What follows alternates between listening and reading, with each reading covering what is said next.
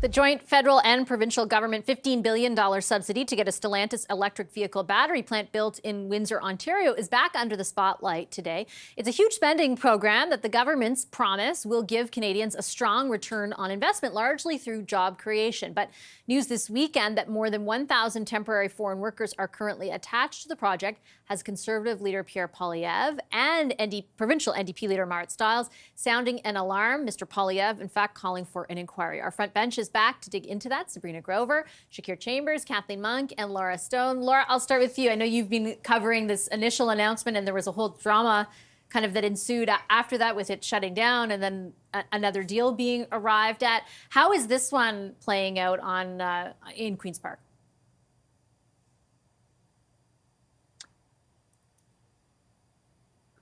Can Laura hear me?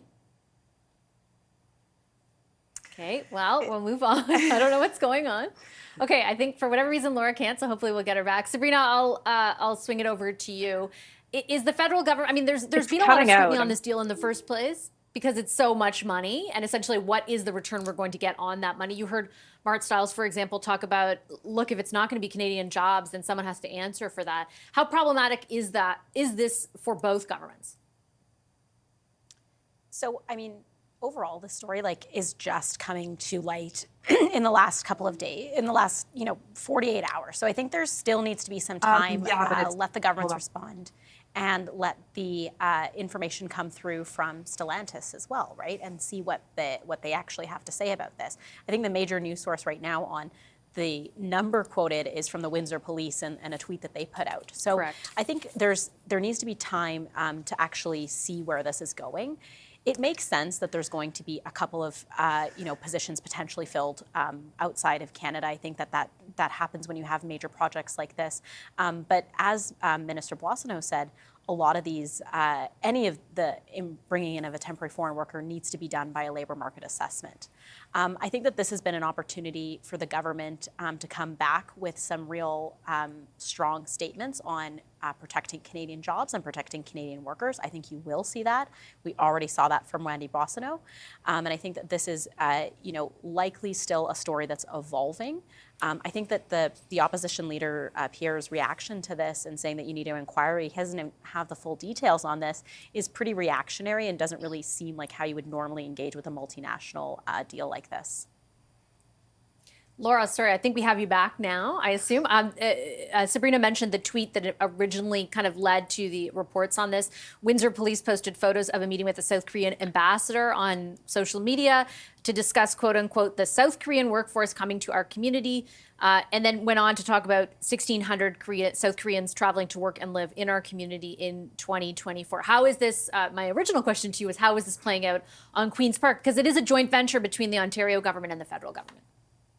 Absolutely. Sorry about that issue earlier. Look, I think this has the potential to be damaging to both the federal and provincial governments. I mean, they came together and kind of held hands and made this, joint announcement, kind of with the unfolding the mission accomplished banner behind them, really touting the fact that all of these thousands of jobs are going to be created in Windsor. I agree, we don't have the full details, but I think it's incumbent on both of the governments to come out and clarify exactly how this is going to work. I think in the public's eye, they already feel like this company, Stellantis, almost held the government's hostage at a certain point in order to squeeze out more money from them to compete with the United States. I think it's a detail that's kind of hasn't been shared today is that these subsidies are only based on production output. So the companies get almost a tax break based on how many batteries they create. So it's not like they're getting a blank check. I think we need to hear more from the governments to clarify for Canadians exactly how this is going to work. I think this plays right into Pierre Poilievre's hands, who has talked about corporate welfare and railed against this deal. And there's nothing to suggest that once this plant is up and running, that these jobs won't go to people in the community and Canadian workers. But I think we need a much stronger narrative at both the provincial and the federal level to explain exactly how this is going to work. Yeah, I think, Kathleen, they just need to be explicit. I mean, it's a lot of money. I think we have a history of handing corporations money, when albeit they may need it, but then seeing 3 or 4 years later, Canadians lose their jobs at those same corporations. I'm thinking of some of the auto manufacturers, for example. And so we have nerves about that. Canadians have nerves about that. And I do find it, I mean, it's a newer story, but I do think, to Laura's point and Sabrina, like, just tell us what this does stipulate. Be as clear as you can. I'm sure you've signed away some confidentiality.